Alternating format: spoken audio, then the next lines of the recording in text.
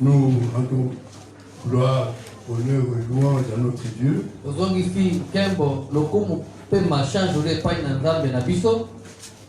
Nous bénissons le nom du Seigneur et nous lui sommes reconnaissants de nous permettre d'être à nouveau ensemble.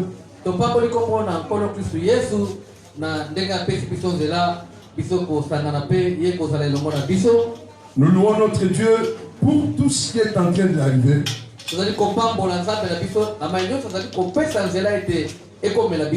Car qui peut dire qu'une chose arrive sans que l'Éternel l'ait ordonné? N'est-ce pas de la volonté du Très-Haut qu'arrivent les maux et les biens?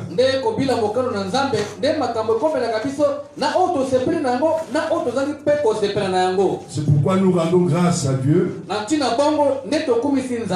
pour tous les événements de tous ces derniers mois, pour la pandémie de coronavirus, pour les ravages que fait cette maladie dans le monde entier, mais aussi pour la façon dont le Seigneur a relativement épargné notre pays. Nous ne pouvons pas ne pas reconnaître que le Seigneur a eu pitié de nous.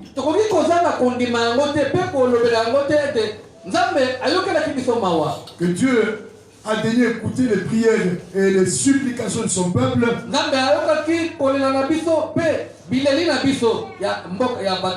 Et que Dieu est en train de faire grâce. Que Dieu vous bénisse abondamment. Que Dieu bénisse toutes vos familles. Que le Seigneur vous fasse toutes sortes de biens selon sa parole. C'est une grande joie pour nous qu'après tant de mois, nous ayons à nouveau la possibilité de nous tenir devant vous.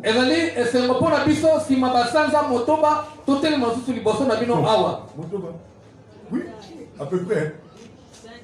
5, 6. Oui, ça a été très difficile. Mais que Dieu soit loué parce que les églises peuvent à nouveau se réunir. C'est un événement vraiment exceptionnel. Même au temps de la Deuxième République, on n'a jamais fermé les églises.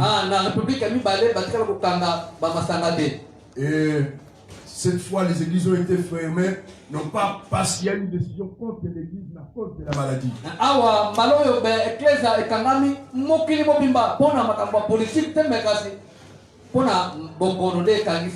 Et nous continuons à prier le Seigneur pour qu'il délivre le monde entier de cette calamité.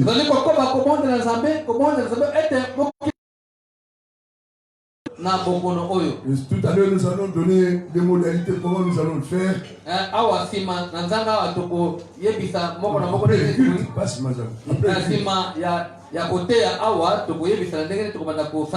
Donc nous sommes et nous continuons d'être mobilisés contre cette maladie.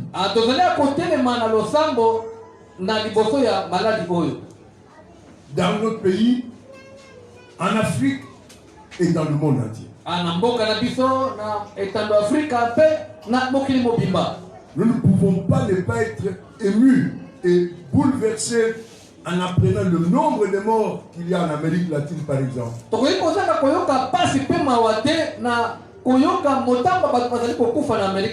Le nombre de morts qu'il y a en Afrique du Sud. Qu'il y a en Afrique du Nord, au Maroc, en Algérie, dans notre pays d'Afrique du Nord. Et la maladie est en train de revenir en Europe.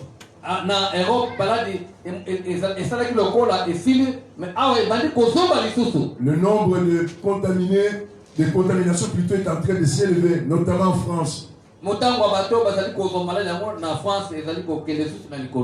nous continuerons d'être mobilisés jusqu'à ce que le Seigneur mette fin à cette calamité.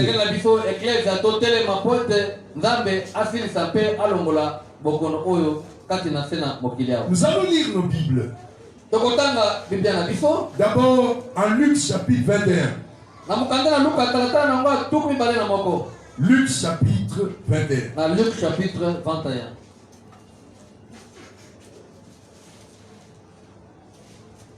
Du 28e verset jusqu'au 33e. Quand ces choses commenceront à arriver, redressez-vous, élevez vos têtes, parce que votre délivrance approche. Et il leur dit une comparaison. Voyez les figuiers et tous les arbres. Et vous connaissez de vous-même en regardant que déjà l'été est proche.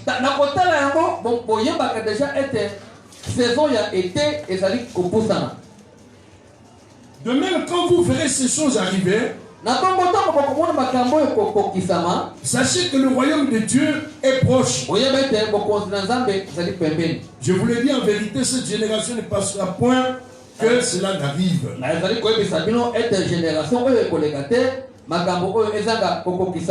Le ciel et la terre passeront, mais mes paroles ne passeront point. Nous lisons la deuxième épître de Pierre, au troisième chapitre. Deuxième épître de Pierre, troisième chapitre. Verset 17. Vous donc, bien-aimés qui êtes avertis,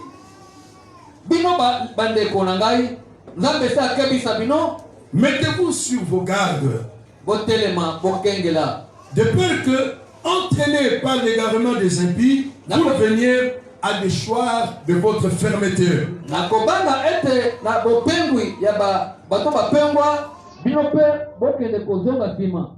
Et le troisième passage, c'est en Actes chapitre 14.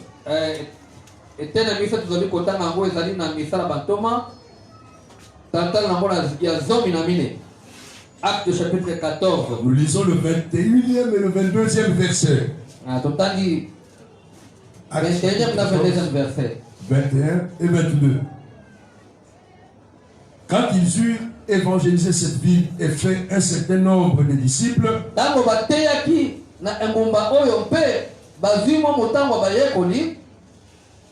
ils retournèrent à Lystre, à Icône et à Antioche. Ils fortifiaient l'esprit des disciples.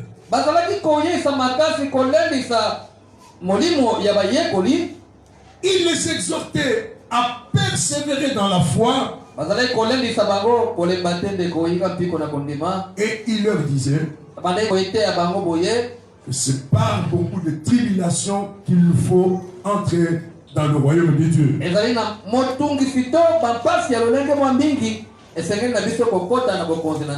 Nous avons là une séquence du travail que faisaient les apôtres.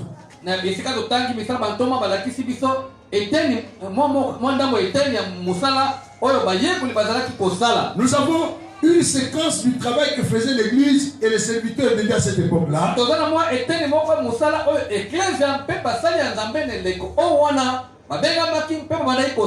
Ils sont arrivés dans une ville.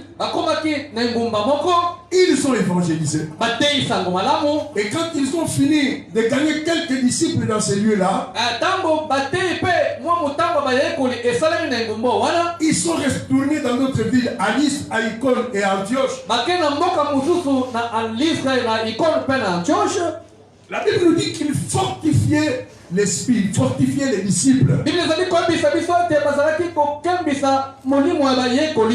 Ils les exhortaient à persévérer dans la foi. Et il leur disait, c'est par beaucoup de tribulations qu'il nous faut entrer dans le royaume de Dieu.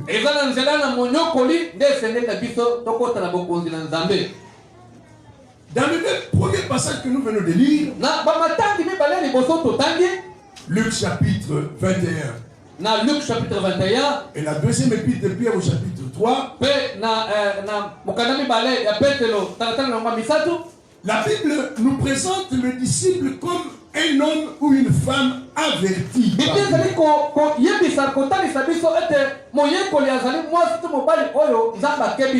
Le plus grand privilège de l'Église, le plus grand privilège de chacun de nous, c'est ce que nous pouvons appeler le privilège de Noé. La Bible nous dit à propos de Noé qu'il a été averti par le Seigneur au sujet de choses que l'œil ne pouvait pas encore voir.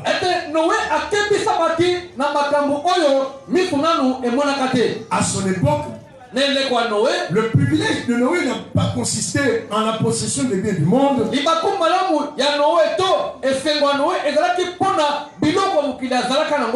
Noé n'était pas réputé pour la grande renommée qu'il avait dans son pays. Noé n'était pas réputé par sa robustesse, sa force, sa prestance ou son intelligence.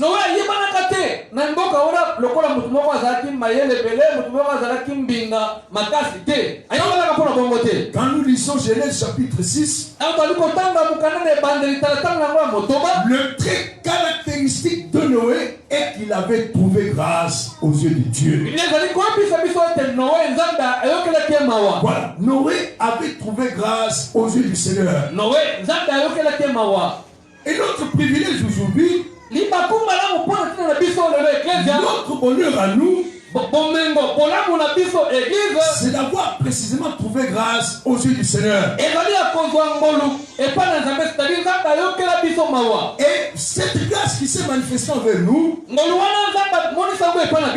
a consisté notamment en ce que Dieu lui-même nous a avertis de choses que l'œil ne peut pas encore voir.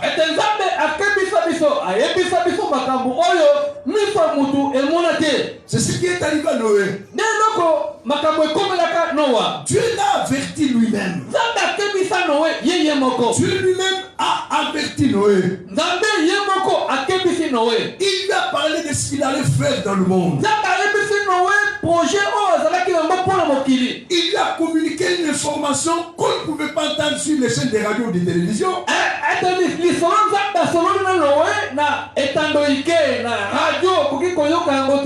C'est une information qu'on ne peut pas trouver sur les réseaux sociaux. C'est une information qu'on ne peut pas trouver en étudiant à l'école.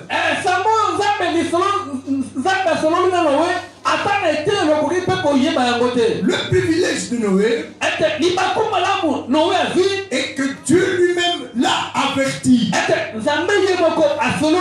Et que Dieu lui a parlé des choses que l'œil ne pouvait pas encore voir.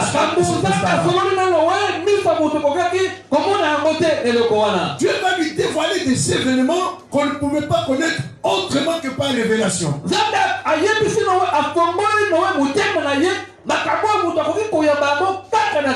C'est ça notre privilège. C'est ça qui nous distingue déjà du monde.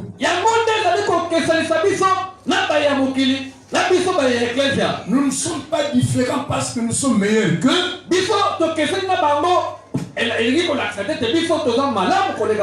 Non, nous sommes différents d'eux parce que nous avons trouvé grâce.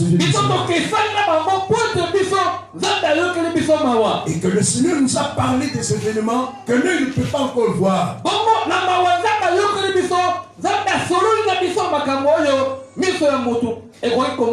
En Luc chapitre 21 que nous venons de lire, le Seigneur répond à une question posée par les disciples.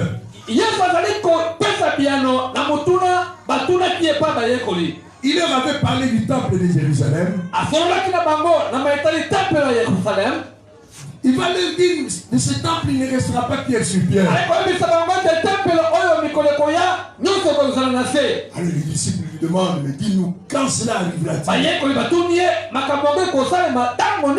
Et quel sera le signe de ton avènement? Et le signe de la fin des temps?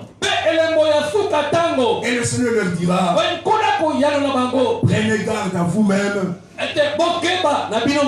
que personne ne vous séduise. Premier signe, il y aura beaucoup de faux Christ.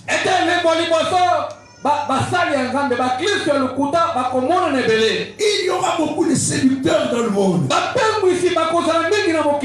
Deuxième signe, il y aura des guerres et des bruits de guerre. Il y aura des tremblements de terre. Il y aura des pestes, c'est-à-dire des maladies qui ravageront un grand nombre de personnes. Il y aura de la famine. Mais il leur dit, ce ne sera que le commencement des douleurs. Ce ne sera que le commencement des douleurs. Alors quand vous verrez ces choses arriver, relevez la tête. Ces événements signifient que votre délivrance est proche. Quand vous verrez ces choses arriver, sachez que votre maître est à la porte. Il est à la porte. Vous savez, quand la pandémie coronavirus a surgi, on a vu dans le monde entier, tout le monde a cherché à nous expliquer ce que c'était.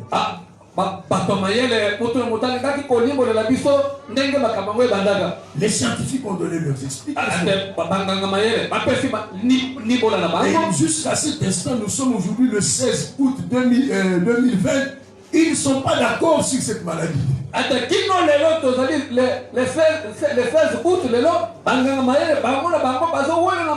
Mais malheureusement, dans les églises aussi, il y a des gens qui se sont mis à donner des explications.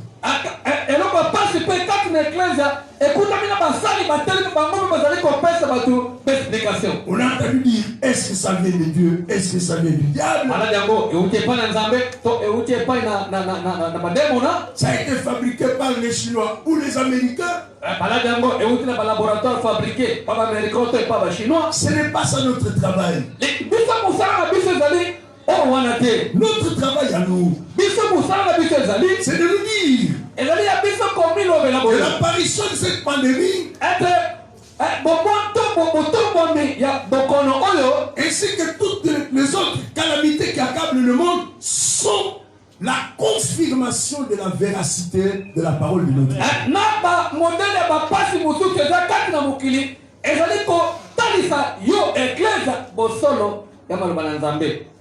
Toutes ces choses rendent témoignage de la véracité de la parole de notre Dieu.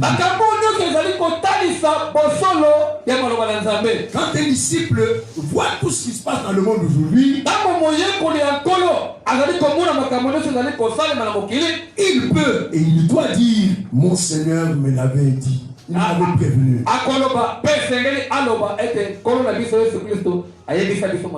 Mon Seigneur m'avait averti sur ces choses. C'est ce dont le Seigneur nous a parlé. Il y aura des pestes. C'est-à-dire des maladies particulièrement ravageuses. Qui laisseront les hommes totalement impuissants.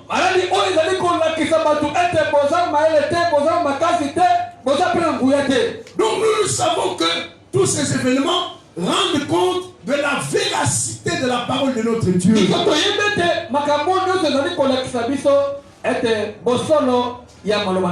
avons là une preuve, une de plus, que la parole de Dieu est la vérité.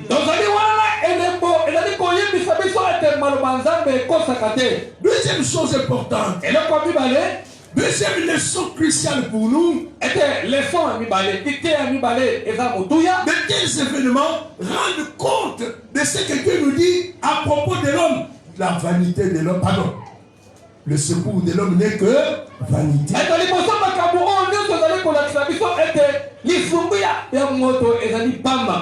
Maudit soit l'homme qui se confie en l'homme. Quand on voit le développement de la science, de la médecine, on a l'impression que enfin les hommes ont trouvé la solution pour parer à tout problème. bokeli boso baminganga ozali komona lokola nzambe aza suna ntina moko te.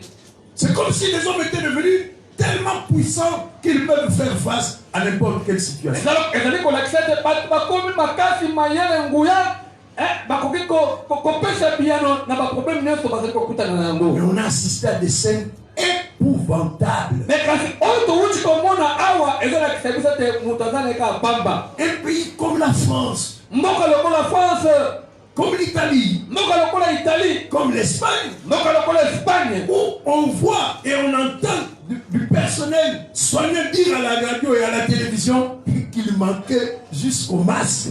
ete bamboka ototangi awa tango tozoyoka tozomona ete na bamaske ezozanga Même les masques. na bamaske ezozanga Officiellement, jusqu'à l'instant où je parle, kino lelo ndenge tozali koloba awa il n'existe pas de traitement contre la COVID-19.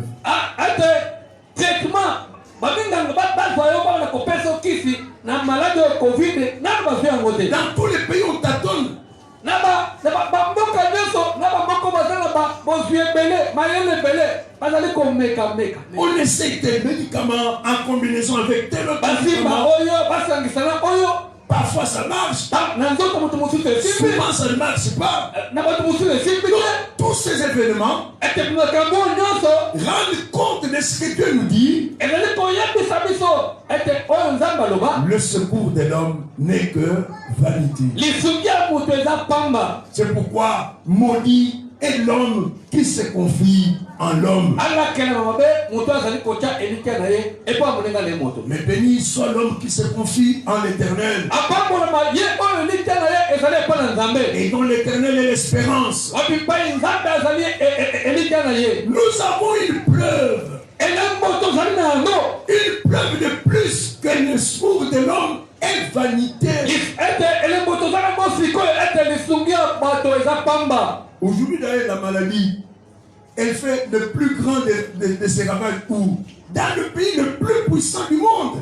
donc otali bamaladi yango bamboka oyo evandi bipai wapi ezopoma bato ebele eza kaka bapays oyo Non, le plus grand pays du monde. bamboka oyo minene na mokili baza na mbongo ebele. Les États-Unis, c'est là que la maladie fait le plus de ravages. na États-Unis le pays le plus puissant nde bipai maladi ezoboma. Nous, pour nous chrétiens, mpona biso bakristu nous devons nous dire, esengeli na biso komi Dieu a raison. nzambe aza na raison. C'est une folie que de placer ma confiance en un autre homme. eza liboma ya motema na biso bato kotya eliki epa moninga no motu. Je ne peux pas me maudire moi-même en allant placer ma foi en un autre homme. nakoki komilakela mabe te nga moko nazwa eliki na ngai natalela epa moninga na nga moto. Car le secours de l'homme n'est que vanité. kote lisongi ya moto eza pamba. Troisième leçon importante. ete lite ya misato mpe ya motu Cette grave calamité ete maladi oyo ezali kotungisa mokili mobimba a mis en évidence la vulnérabilité et la précarité de la vie humaine. ekolakisa biso ete bomoi ya biso bato eza pamba. Dieu nous dit par exemple, nzambe azali koloba ndakisa en Ésaïe chapitre 40, na Esaïe chapitre 40 il dit, dis-leur.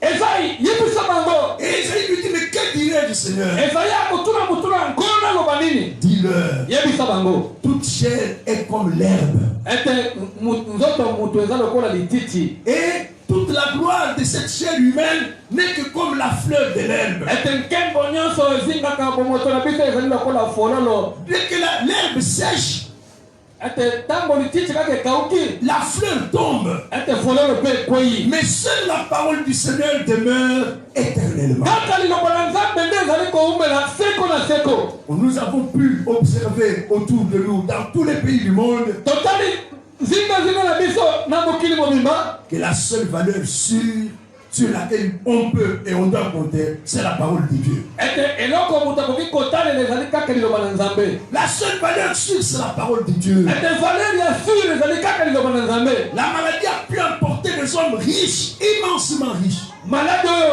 bomi bato oyo baza na bozwi ebele.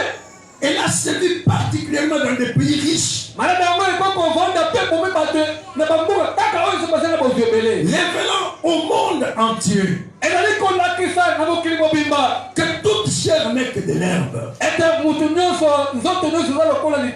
Et toute la gloire dont peut se parer un homme, c'est comme la fleur de l'herbe. Dès que l'herbe sèche, la fleur aussi tombe. C'est pourquoi l'apôtre Pierre écrit, vous tous qui êtes avertis. L'évangile est avant tout un avertissement divin.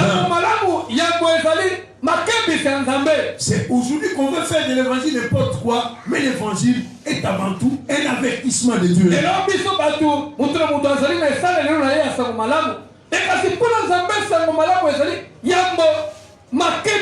Nous sommes comme Noé. Tu es comme Noé. Dieu t'a fait grâce. Dieu t'a fait entendre son évangile. Le Seigneur t'a averti des choses que humainement on ne peut pas connaître. Dieu nous a fait grâce de nous révéler le déroulement du monde jusqu'à la fin.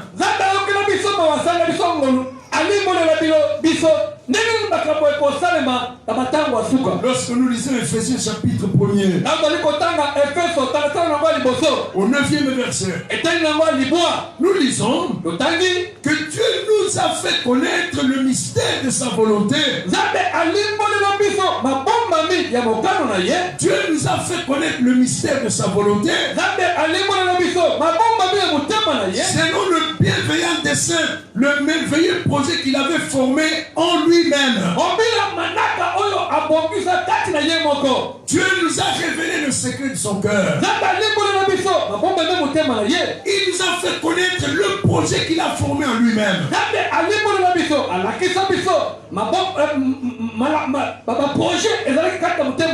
L'exécution de ce projet a commencé par la mort et la résurrection du Seigneur Jésus.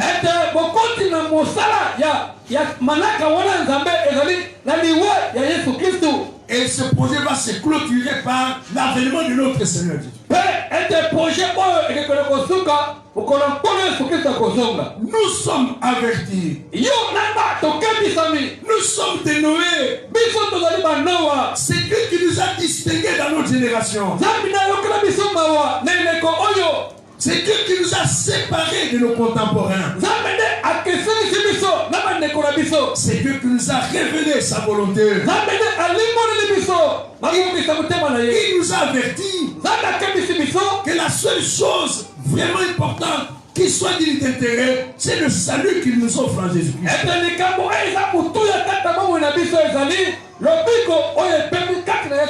Aujourd'hui, Dieu offre le salut. Tu peux être sauvé. La bonne nouvelle, c'est cela. Tu peux être sauvé. Parce que Dieu sauve gratuitement. Il sauve gratuitement.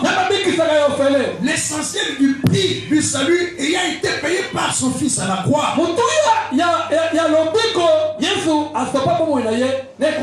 Tu peux être sauvé. Tu peux sauver ton âme. Tu peux quitter cette génération perverse comme la Bible l'appelle. Dès maintenant, tu peux te mettre à l'abri en Christ.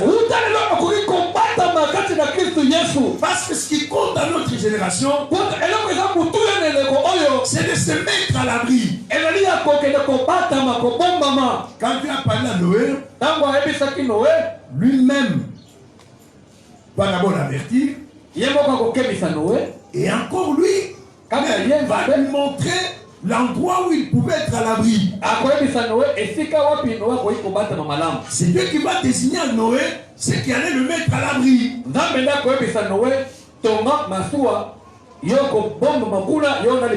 Et en cette génération, non seulement le Seigneur nous a averti des choses qu'on ne voit pas encore, mais il nous a aussi désigné le seul endroit où l'on peut être à l'abri. La Bible déclare en Romains chapitre 8 verset 1er, il n'y a plus maintenant aucune condamnation pour ceux qui sont en Christ.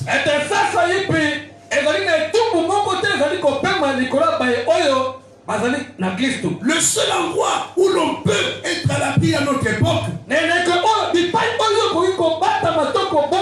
ce n'est pas une église. C'est bien de fréquenter une église. Ce n'est pas le main de l'apôtre ou du prophète. Ils peuvent nous imposer les mains quand cela est nécessaire. Le lieu où l'on peut être à l'abri aujourd'hui, ce ne sont pas nos prières, nos offrandes, nos jeûnes ou nos cantiques. C'est bien de prier le Seigneur. Apporter ses offrandes. De jeûner. Mais le seul lieu où on est à l'abri, c'est le nom de Jésus. Le nom de Jésus. Il n'y a plus maintenant aucune condamnation pour ceux.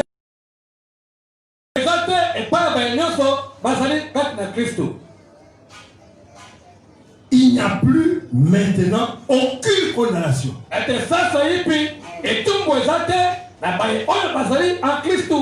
C'est très sérieux. Quand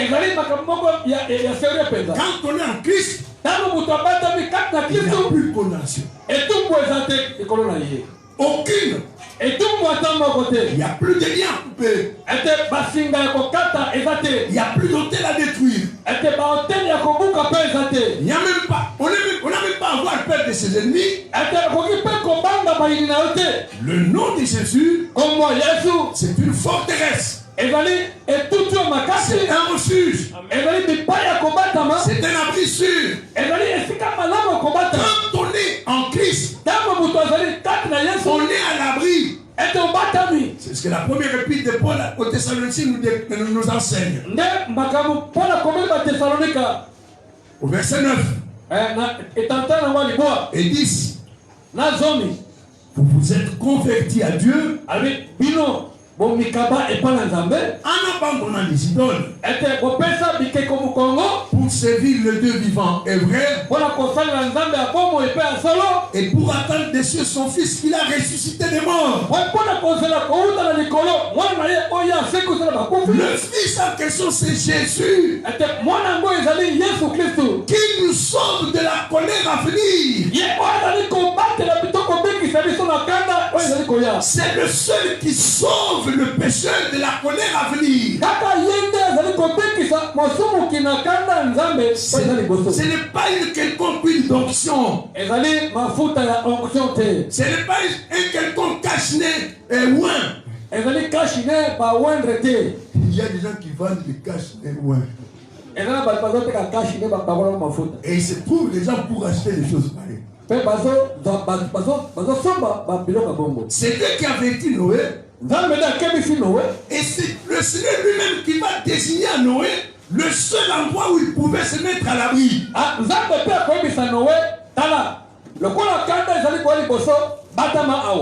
Le seul endroit que Dieu avait désigné à Noé, c'était l'arche. En Actes chapitre 4 verset 12, la Bible déclare, d'abord verset 11, Jésus est la pierre que vous les bâtisseurs vous avez rejeté.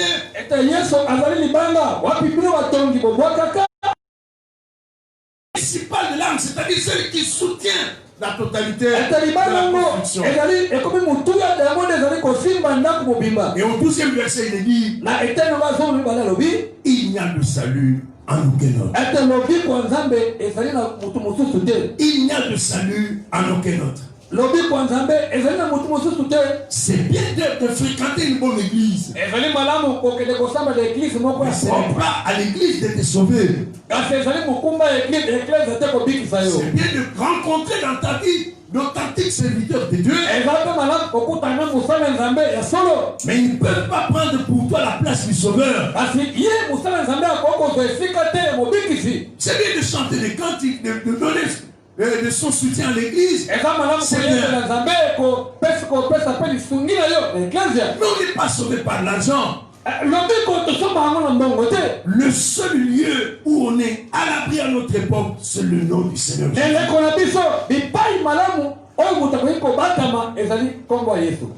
a de salut en aucun autre. Car sous le soleil, aucun autre nom ne nous a été donné par lequel nous devions être sauvés. Le seul nom qui nous met à l'abri, c'est celui de Jésus. Le seul nom qui nous sauve de la colère à venir, c'est celui de Jésus. Le seul nom qui nous met à l'abri des assauts des puissances des ténèbres, c'est le nom de Jésus. J'aime beaucoup Romains chapitre 8, premier verset. Il n'y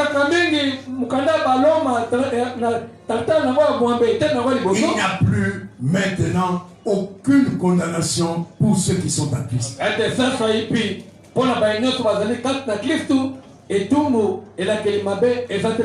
Pourquoi? Mais parce que la loi de l'esprit de vie en Jésus-Christ nous a affranchis de la loi du péché et de la mort.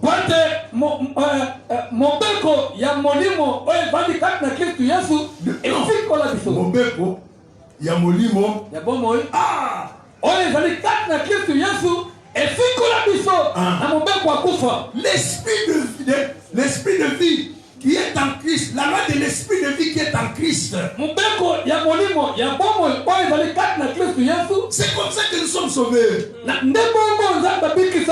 Ce n'est pas par notre zèle que nous sommes sauvés.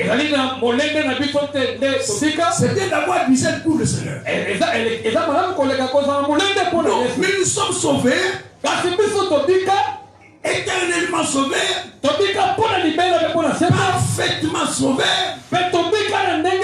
gratuitement sauvés, parce que la loi de l'esprit de vie qui est en Jésus nous a affranchis de la loi du péché et de la mort. Il y avait une loi qui pesait sur nous. C'était la loi du péché et de la mort. Le salaire du péché, c'est la mort. Mais que Dieu soit loué. Que Dieu soit loué. Parce qu'une instance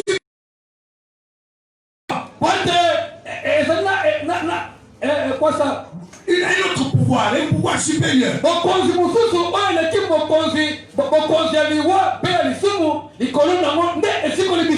il y a un autre pouvoir qui a pris une autre loi. Une loi plus forte. Une loi plus riche. Une loi plus puissante. La loi du péché et de la mort pesait sur nous. Parce que nous avions péché et que nous méritions la mort. Mais quand Jésus vient, il institue une autre loi.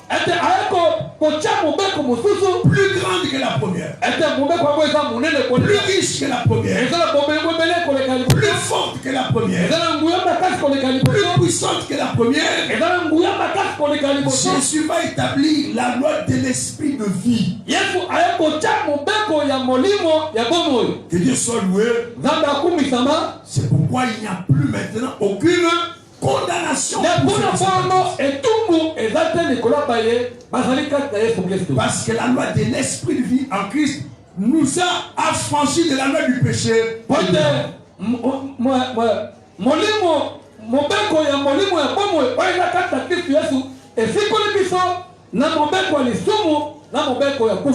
Ne craignez rien. Quoi qu'il arrive, Ne craignez rien. Au contraire, le Seigneur dit, quand vous verrez ces choses commencer à arriver, c'est le signe que votre maître est à la porte. C'est le signe que votre délivrance, c'est-à-dire votre extraction définitive du monde, est proche.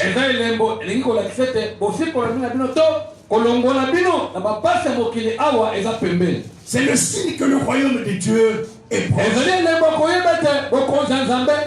Et le Seigneur d'ajouter, le ciel et la terre peuvent passer, mais ma parole ne passera pas. Ma parole ne passera pas. Alors nous arrivons en Actes chapitre 14. C'est ça normalement notre exhortation d'aujourd'hui. La Bible nous dit qu'après avoir évangélisé dans cette ville-là, il réfère à Lystre, à Icône et à Antioche. Et chemin faisant, c'est ça notre travail. C'est ça le rôle de l'église. C'est ça le ministère des prédicateurs. Il fortifiait les disciples. Si Dieu le veut, nous reviendrons sur ce mot-là probablement dimanche prochain.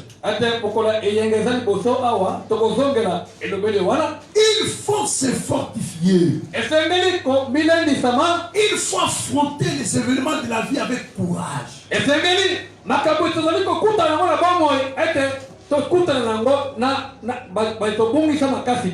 te laisse pas vaincre par les événements. D'ailleurs, que Dieu soit loué. Quand je vous vois tous, je vois qu'il y a des hommes et des femmes qui tiennent ferme ici. Je sais combien c'est dur de vivre par le temps qui court.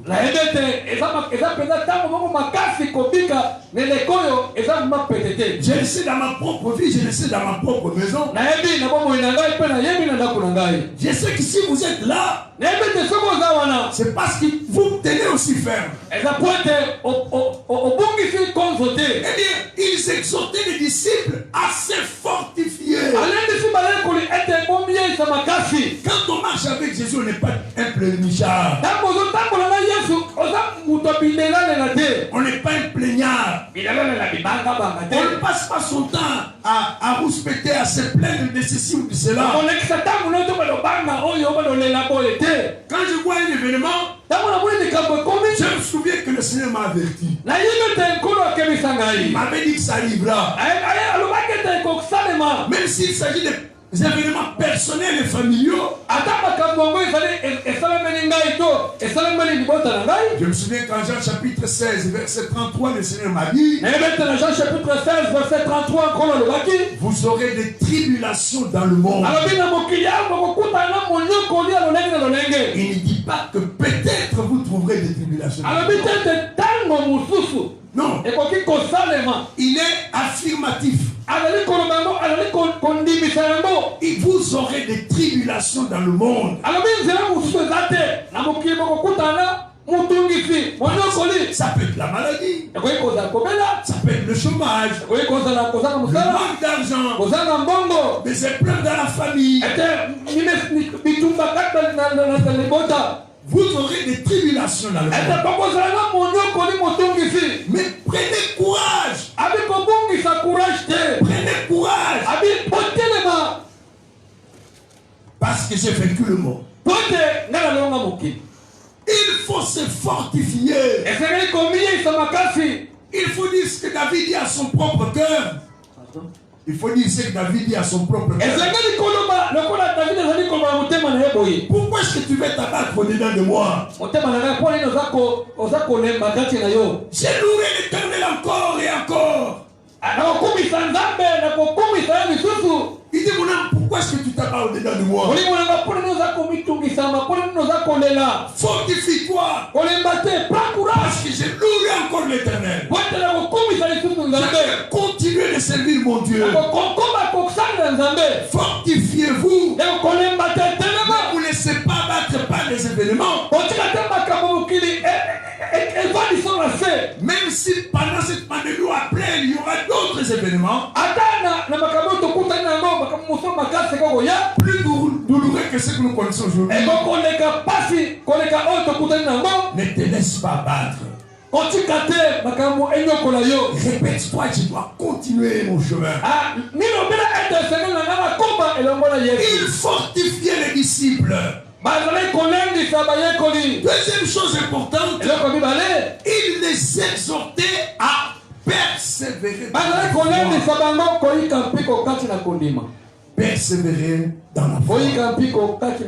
C'est-à-dire continuer de croire. Continuer de croire.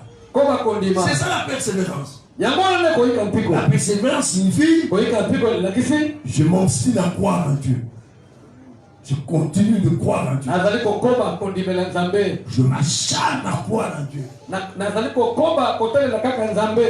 Je m'entête à croire en mon Dieu.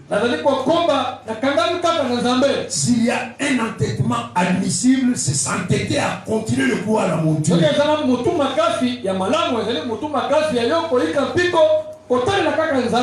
La foi.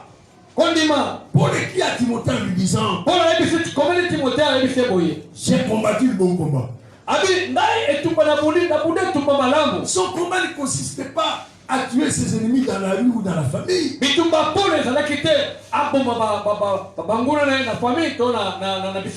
Son combat ne consistait pas à couper des liens ou à détruire des hôtels.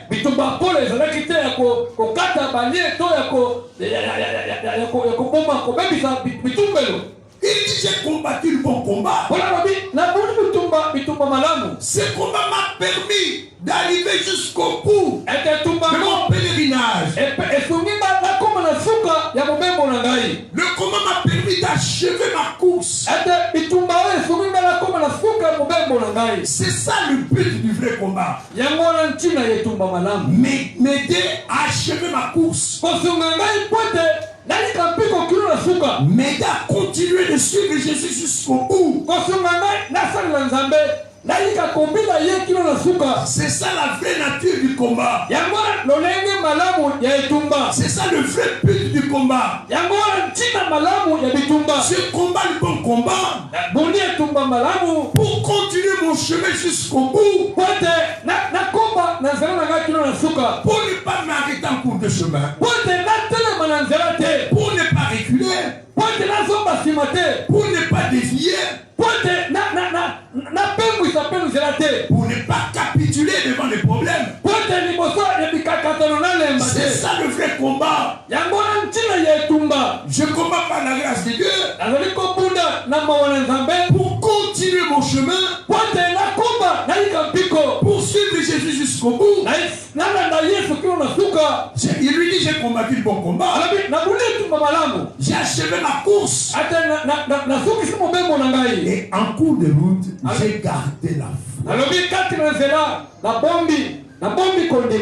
Le précieux butin de mon combat, c'est la foi. J'ai gardé la foi. Il faudrait qu'un jour tu dises, moi aussi, j'ai gardé la foi.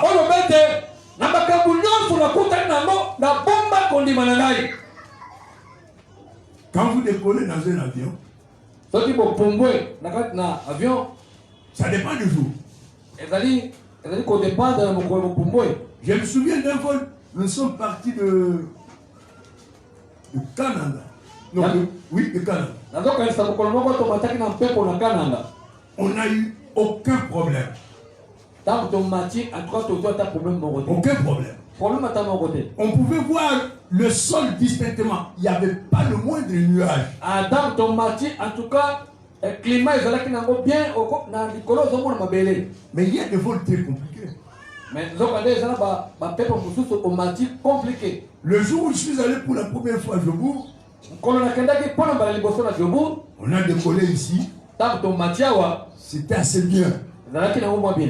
Quelques minutes après, Ntango kaka mwa baminute etambolaki, ça s'est gâté jusqu'à l'arrivée. ebebi na likolo ti tokenda kokoma. L'avion allait dans tous les sens. Avion Ça bougeait. C'est comme si on passait avec une moto sur une route cabossée. eza lokola oza na moto ozokenda nzela moko baboki mabanga. Mais un bon avion, Mais c'est kasi celui qui peut traverser toutes ces conditions et arriver quand même à destination. avion ya malamu ezali ata kola bacondition wana mabaku boketi bokomi. C'est ça la vraie foi. Yango na kondima malamu. Elle traverse tempête et vagues, elle arrive à la fin. Kondima malamu ntango azokende azokatisa mabaku azokatisa makambo lolenge na lolenge mais akomi na suka. Ils exhortaient les disciples à garder la foi. Abandai kolendisa bayeli koli moko na moko batela Il kondima. ne dit pas à créer la foi, parce que la foi, ils ne peuvent pas la créer. Alors peut-être moko na moko ami créer to apota kondima. Non, la foi nous a été donnée. Kondima bapesa biso yango. Elle a été générée dans nos cœurs par la proclamation de l'évangile. Ete elona bakata bitema na biso na botei pe boyoke sango malamu. La foi nous a été communiquée par la parole de Christ. Ete kondima tozwa yango ntango toyoka maloba Yesu. Mais après, il faut la garder. Sima mokumba na biso esengeli kobomba yango. C'est ta responsabilité Ezali mokumba na yo de garder la foi. bomba kondima na yo. Ils ont exhorté ses disciples à garder la foi. Alendisi baye kolobi moko na moko abomba kondima na ye. Le Seigneur sait que ce n'est pas facile. Kola yembe te na bileko oyo eza pete Mais te. la bonne nouvelle Kasi sango malamu est qu'à chaque étape et en toutes circonstances, il t'enverra les provisions nécessaires pour que tu gardes la foi. tango na tango na liboso mikakato na lolenge nyonso nzambe akobela kopesa yo makasi mpo ete obomba kondima na yo. Le premier jour où on a annoncé la mesure de confinement ici, Ate kokona liboso balobaki awa esengeli kotamuta tika epa na ye. j'ai raccompagné un bien-aimé. Ndeko moko ayikotala nga na kende baleko kotika ye. Alors je me disais à moi-même, Na nzela naza kobilobi na nga moko on va commencer par où? tobanda wapi. Et puis ça va se passer comment? Pe ntango tokozala konfina ngo ebaloleka ndenge nini. Il faudra d'abord trouver l'argent, Esengeli kozala na mbongo ya kotia provision, faire des provisions. kosala provision. Alors les gens disent, mais il faut acheter des sacs de riz, il faut acheter ceci, et encore cela. Bato bazalaki na bambongo na bango bandi kotambola. Tout le monde n'avait pas d'argent. Bato nyonso bazali na mbongo te. Alors je me disais, ça va se passer comment? Na bandai mituna motuna ekoleka ndenge nini. Imaginez-vous qu'il y ait eu confinement total et que tu aies acheté un sac de riz, c'était au mois de mars, hein, Mois de mars, le 19. jusqu'à aujourd'hui. Confinement total. Maintenant c'est pas sac à l'osso. Na le 19, le 18 mars, le 19 mars. Alors quand je l'accompagne, c'est bien aimé, Botango nazoki na kotika ndeko wana. j'entends dire à la télé Nazoyoka na tele bazoloba que le gouverneur avait il avait sursis à cette mesure, c'est-à-dire que la mesure avait été momentanément stoppée. babali 4 jours. Babi awa balobino en tout cas batika ngona no efanda no pembe. Alors, quand je reviens à la maison, Dans la zone na ndako, j'ai trouvé ils sont toujours comme ça, ils prennent des mesures et puis ça n'a pas tardé, ils ont déjà changé. nayoki bana bazongo balobi bango bakambe moko bazalaka bongo bakoloba likambo simama ntango babaluki. Je vais lui dire, mais c'est Dieu qui m'a exaucé. Nabi asa motema nabi nzambe nde ayoki losambo na ngai. Dieu m'a exaucé. Nzambe ayoki losambo na ngai. 4 jours à sec, ça allait se passer comment? 4 jours bovandi bandako muda bouge te. Vous ne savez pas quelle discussion il y avait dans ma tête. Bozoba te na mutu ndenge nini tozobandaki kokanisa ndenge nini tobandaki koloba. Donc, écoutez mes frères et sœurs, Toyoka bandeko. garde la foi. Bomba kondima. Dieu te donnera toujours la provision dont tu as besoin pour garder ta foi. Nzambe akopesa makoki oyo esengeli po ete obomba ya yo kondima. Vous savez pourquoi? Obi mpona nini? Mais parce que Dieu tient à toi. Po ete nzambe aza na intérêt mingi mpona yo. Tu as fait tout ce qu'il fallait pour que tu lui appartiennes. Nzambe asala oyo nyonso esengeli po ete yo okoma ya ye. Et le Seigneur Jésus nous dit, Yesu ayebisi biso boye Jean chapitre 6, était Jean chapitre 6. Verset 38 d'abord. 38 yambo. Car je suis descendu du ciel, non pour faire pardon, non ma volonté, mais la volonté de celui qui m'a envoyé.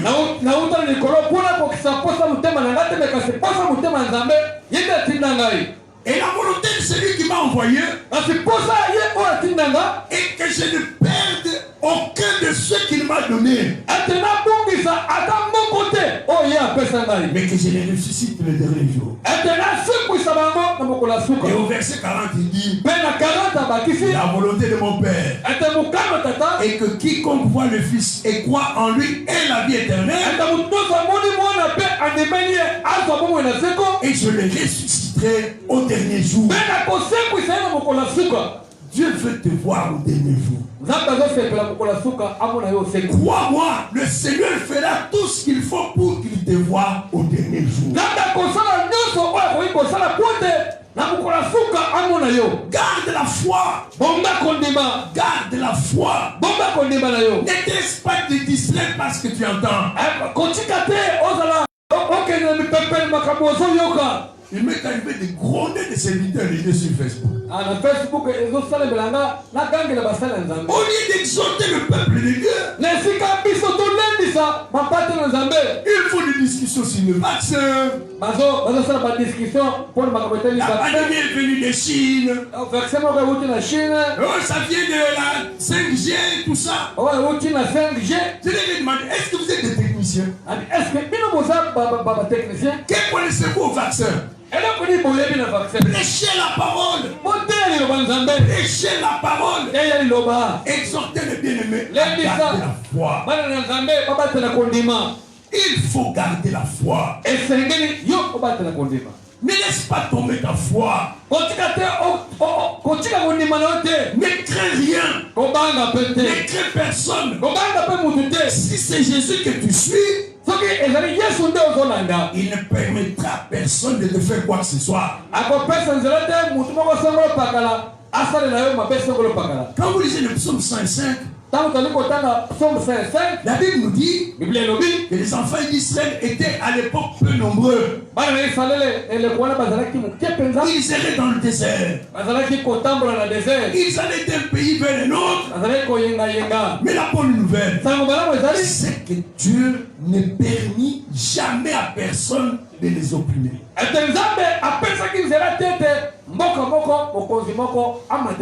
Et il châtia même des rois à cause d'eux.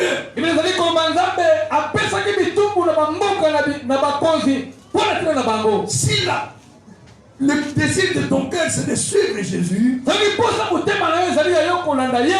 te dis que Jésus ne permettra à personne de t'opprimer. Et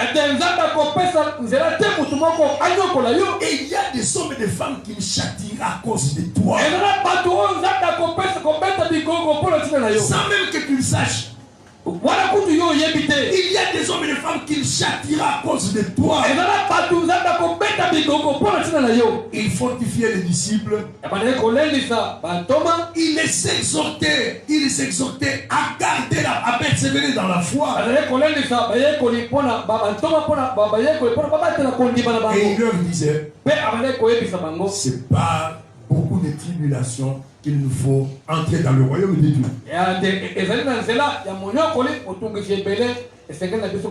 Nous ne sommes pas étonnés par ce que nous voyons. Nous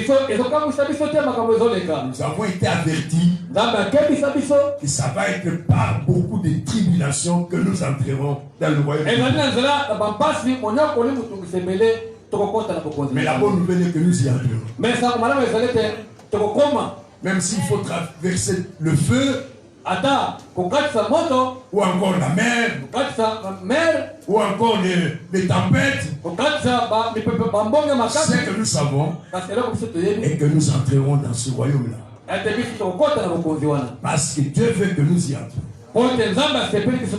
Ne crains pas, petit troupeau, parce que votre Père a trouvé bon de vous donner le royaume. Nous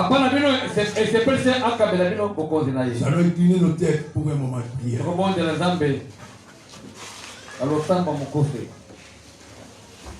Nous allons rendre grâce à Dieu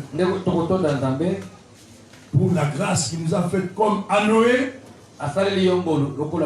de nous avertir des choses qu'ils ne peuvent pas encore se voir. Ensuite, de nous indiquer le seul nom qui nous met à l'abri, celui de Jésus. Et de nous avoir accordé la grâce d'être maintenant à l'abri en Christ. Prions le Seigneur et remercions-le.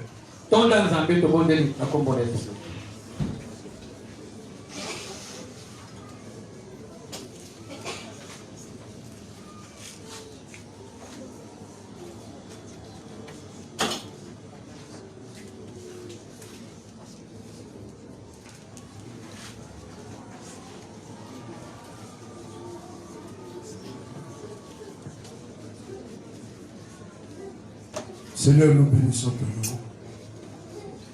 Nous te rendons grâce à toi qui nous as connus d'avance, à toi qui nous as aimés le premier, à toi qui nous as élus en Christ Jésus avant la fondation du monde pour que nous soyons saints et irrépréhensibles devant toi. C'est toi qui nous as prédestinés dans ton amour à être tes enfants d'adoption par Jésus-Christ notre Seigneur, selon le bon plaisir de ta volonté, à la louange de la gloire de ta grâce. Je te loue et te rends grâce par Jésus-Christ notre Seigneur pour chacune des personnes ici présentes que tu as préservées, que tu as protégées, que tu as délivrées de tout mal et à qui tu as permis de se joindre à nous en ce jour. Ma prière et ma supplication est que tu nous rendes tous capables de demeurer en Christ, de demeurer dans la vérité présente, de persévérer dans la foi et de garder les regards fixés sur Jésus-Christ, lui qui est le chef et le consommateur de notre foi. C'est que nous te demandons aussi et que tu réveilles puissamment les cœurs des uns et des autres et nous rendes attentifs à la réalité, à la plénitude, à la permanence de ta présence dans notre vie. Toi qui dis, je ne te délaisserai point, je ne t'abandonnerai point. Seigneur, réveille-nous. Au milieu de nous, réveille celui qui dort. Donne la force à celui qui est fatigué. Augmente la vigueur de quiconque est tombé à défaillance. Rends-nous capables de persévérer, de continuer de suivre Jésus et de continuer de te servir d'une manière digne de toi. Que toute la gloire, tout l'honneur et toute la louange en viennent à toi seul. Au nom du Seigneur Jésus. Amen. Que le Seigneur vous bénisse abondamment.